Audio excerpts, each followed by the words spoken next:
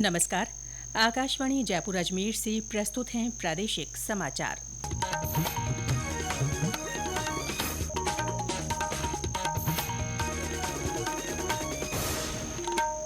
समाचारों के साथ मैं Ritika Gupta.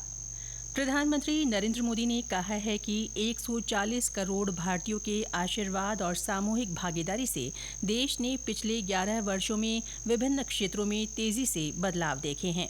Social media post में उन्होंने कहा कि सबका साथ, सबका विकास, सबका विश्वास, सबका प्रयास के सिद्धांत से प्रेरित होकर एनडीए सरकार ने गति, पैमाने और संवेदनशीलता के साथ महत्वपूर्ण बदलाव किए हैं।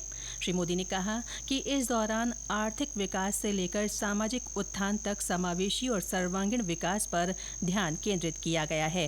प्रधानमंत्री ने कहा कि देश आज न केवल सबसे तेजी से बढ़ती प्रमुख अर्थव्यवस्था है, बल्कि जलवायु कार्रवाई और डिजिटल नवाचार जैसे महत्वपूर्ण मुद्दों पर एक प्रमुख वैश्विक आवाज भी है। भारत आशा, विश्वास और विकसित भारत के निर्माण के लिए नए संकल्प के साथ आगे बढ़ रहा है। प्रधानमंत्री ने लोगों से भारत की विकास यात्रा को जानने के लिए नमो ऐप पर उपलब्ध वीडियो, इन्फोग्राफिक्स और आलेखों जैसी विधाओं के माध्यम से जुड़ने के लिए आमंत्रित किया। लोकसभा अध्यक्ष ओम बिरला आज जोधपुर दौरे पर हैं। इस दौरान श्री बिरला भारतीय प्रौद्योगिकी संस्थान आईआईटी परिसर स्थित नवनिर्मित व्याख्यान कक्ष का उद्घाटन करेंगे। Shri Birla research initiative grant का भी वितरण करेंगे। साथ ही वे संस्थान की नई आधिकारिक वेबसाइट का लोकार्पण करेंगे। कार्यक्रम के दौरान खेल खेल में विज्ञान नामक कॉमिक्स श्रृंखला का विमोचन होगा, जो बच्चों और युवाओं में वैज्ञानिक सोच विकसित करने के उद्देश्य से तैयार की गई है। मुख्यमंत्री भजनलाल शर्मा वंदे गंगा जल संरक्षण जन अभियान के तहत आज पुष्कर और ब्यावर में विभिन्न कार्यक्रमों में शामिल होंगे। मुख्यमंत्री पुष्कर के मेला ग्राउंड में एक सभा को भी संबोधित करेंगे।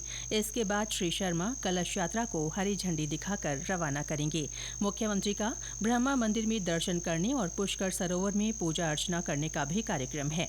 वंदे गंगा जल संरक्षण जन अभियान के तहत प्रदेश के विभिन्न जिलों में कई कार्यक्रम आयोजित किए जा रहे हैं। इसी कड़ी में आज भरतपुर के लोहागढ़ स्टेडियम में खिलाड़ियों ने खेल मैदान में साफ सफाई कर श्रमदान किया।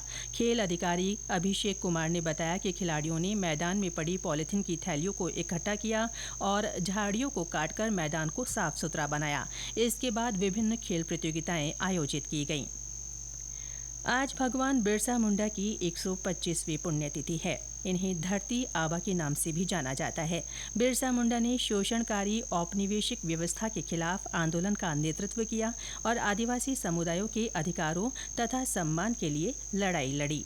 इस अवसर पर मुख्यमंत्री भजनलाल शर्मा ने अपनी सोशल मीडिया पोस्ट में बिरसा मुंडा को नमन करते हुए उन्हें महान स्वतंत्रता सेनानी, जननायक और आदिवासी चेतना का प्रतीक बताया। उन्होंने कहा कि शोषितों, वंचितों और आदिवासी समाज के अधिकारों की रक्षा तथा उनके सर्वांगीण उत्थान के लिए बिरसा मुंडा का अद्वितीय संघर्ष इतिहास में अमिट रहेगा। प्रदेश भर में बिरसा मुंडा की पुण्यतिथि पर उन्हें नमन किया जा रहा है। पाली में कुंडाल गांव में उनकी मूर्ति पर पुष्पांजलि अर्पित की गई। इसके बाद पौधरोपण किया गया। साथ ही संगोष्ठी का आयोजन हुआ और उपस्थित लोगों को नशा मुक्ति की शपथ दिलाई गई।